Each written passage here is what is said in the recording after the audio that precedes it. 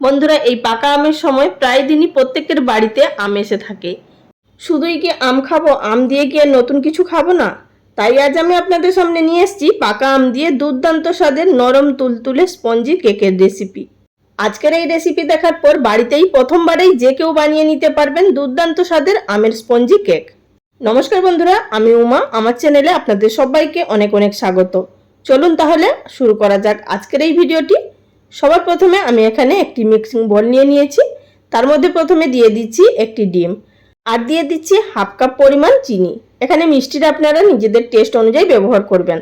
চাইলে আপনারা এখানে গুঁড়ো চিনিও ব্যবহার করতে পারেন। যেহেতু আমি এখানে ডিমটা ফেটাবো তাই আর চিনিটা গুঁড়ো করলাম না, একসাথেই ফেটিয়ে নিচ্ছি।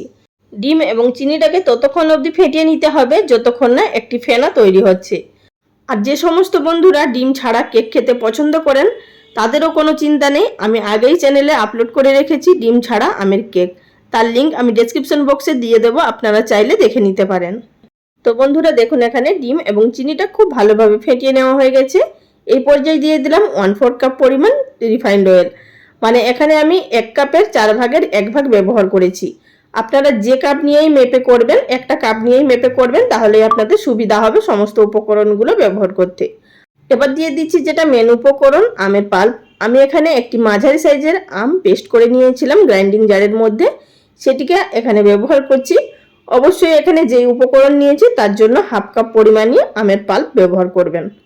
আমটা নেওয়ার সময় অবশ্যই দেখে নেবেন যাতে করে আমটা প্রচুর পরিমাণে মিষ্টি হয়, তাহলেই কিন্তু কেকটাও খেতে বেশি টেস্ট হবে।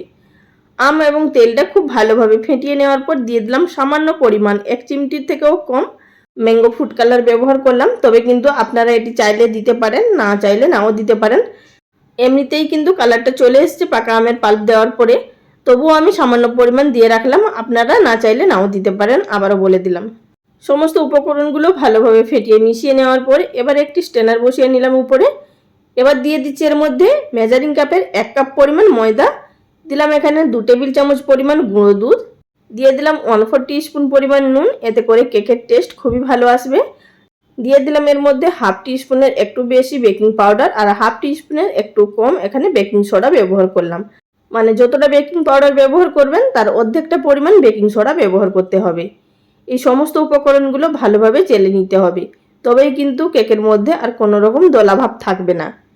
এছাড়াও বন্ধুরা, আমার চ্যানেলে পাকা আমের প্রচুর রেসিপি আপলোড করা আছে, যেমন কি পাকা আমের আমিষ কেক, নিরামিষ কেক, পাটিসাপটা, পায়েস, রসগোল্লা, ভাপা সন্দেশ, আমের বড়া, রস বড়া, ভাপা পিঠে, আইসক্রিম, দুধ পুলি, সুজি, এই সমস্ত রেসিপিগুলো আপনারা দেখে নিতে পারেন। প্লেলিস্ট করা আছে সেখান থেকেও, বা নিচে ডেসক্রিপশন বক্সে কয়েকটা লিঙ্ক দিয়ে দেবো, সেখান থেকেও চাইলে দেখে নিতে পারেন। তো বন্ধুরা এখানে দেখুন, আপনাদের সঙ্গে কথা বলতে বলতে আমার চেলে নেওয়া হয়ে গেছে। এবার এটিকে খুব ভালোভাবে মিশিয়ে নিতে হবে। তবে এখানে দেখতেই পাচ্ছেন মেশাতে একটু অসুবিধা হচ্ছে, ডোটা যেহেতু আমাদের এখনও শক্ত আছে, তাই এর মধ্যে সামান্য পরিমাণ করে দুধ দিয়ে ভালোভাবে মিশিয়ে নিতে হবে। তো চাইলে আপনারা এখানে দুধের পরিবর্তে জল দিয়েও করতে পারেন, তবে কিন্তু দুধটা দিলে খেতে বেশি টেস্ট হবে। আর এখানে আমার দুধ লেগেছে প্রায় হাফ কাপের থেকেও কম। আপনাদের একটু বেশিও লাগতে পারে বা একটু কমও লাগতে পারে। তবে আমি আপনাদের দেখিয়ে দিচ্ছি ব্যাটারের ঘনত্বটা ঠিক কিভাবে রাখতে হবে, তাহলেই আপনারা বুঝতে পারবেন কেক তৈরি করার জন্য ব্যাটারটা ঠিক কিভাবে রাখতে হবে। তো দেখুন বন্ধুরা, ঠিক এইভাবে যখনই ব্যাটারটা উপর থেকে ফেলবেন তখনই যদি এভাবে একটু ফিতের মতো হয়ে পড়ে, তাহলেই বুঝতে হবে যে এই কেকের ব্যাটারটা আমাদের সম্পূর্ণ তৈরি। এবার কেকটি বেক করার জন্য আমি এখানে অপর দিকে একটি কেক টিনের মধ্যে একটি কাগজ কেটে বসিয়ে নিয়েছি এবং ভেতর থেকে তেল ব্রাশ করে নিয়েছি। আপনাদের কাছে যদি বাটার পেপার থাকে অবশ্যই কিন্তু ব্যবহার করবেন, আমার কাছে আর ছিল না তাই ব্যবহার করিনি, তো কাগজ দিলেও চলবে। এবার উপর থেকে আমাদের এই ব্যাটারটা দিয়ে হালকা একটু টেপ টেপ করে নিতে হবে, যাতে করে ভেতরের বাতাসটা বেরিয়ে যায়। তো দেখতেই পাচ্ছেন আমার এখানে কেক টিন সম্পূর্ণ তৈরি। এবার চলে যাব এটিকে বেক করার পদ্ধতিতে। তো বন্ধুরা, আমি এখানে গ্যাস ওভেনে আগে থাকতে একটি কড়ার ভেতরে স্ট্যান্ড দিয়ে এটিকে ফ্রি হিট করতে রেখে দিয়েছিলাম হাই ফ্লেমে 5 মিনিট মতো। তো খুব ভালোভাবে গরম হয়ে গেছে কড়াটা। মাঝখানে আমি কেকের বাটিটা বসিয়ে দিয়ে ঢাকা দিয়ে প্রায় 10 থেকে 12 মিনিট মতো অপেক্ষা করেছিলাম লো ফ্লেমে। তারপর এটিকে ঢাকাটা তুলে নিচ্ছি, কারণ আমি এর উপরে এখন কিছু ড্রাই ফ্রুট দেবো। আপনারা চাইলে এখানে ড্রাই ফ্রুটটা বাদও দিয়ে দিতে পারেন, তো উপর থেকে কিছু গার্নিশিং করলে দেখতে বেশি ভালো লাগে।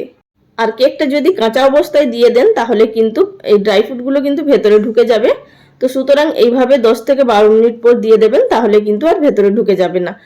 এই পর্যায়ে হালকা কাঁচাও থাকে এবং উপরের সারফেসটা হালকা শুকিয়েও আসে, সুতরাং আর ভেতরে ঢুকে যাওয়ার কোনো রকম চান্স থাকবে না।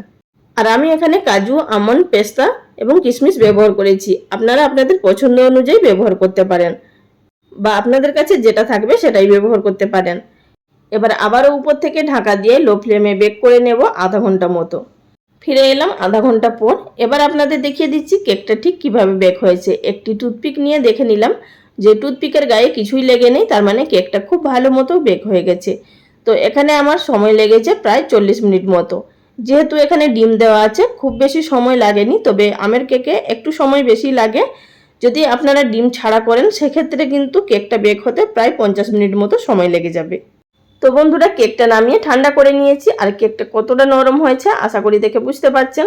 এবার একটি ছুরির সাহায্যে চারিদিকটা এইভাবে একটু ছাড়িয়ে নেব, এতে করে কেকটা খুব ভালোভাবে ডিমোল্ড হয়ে যাবে আর কোনো রকম অসুবিধা হবে না।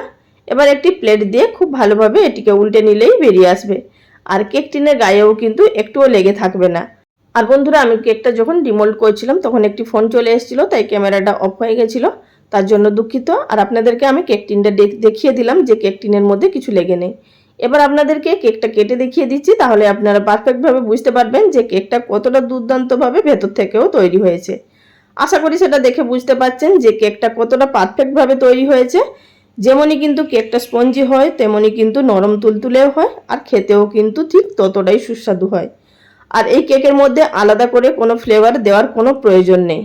এই পাকা আমের কেকের মধ্যে দুর্দান্ত একটি আমের ফ্লেভার থাকে, যেটা কি খেতে ভীষণই ভালো লাগে। তাহলে বন্ধুরা, বাড়িতে বানান, বানিয়ে খান, খাওয়ান আর আমাকে কমেন্ট করে জানাবেন আপনাদের কেমন লেগেছে।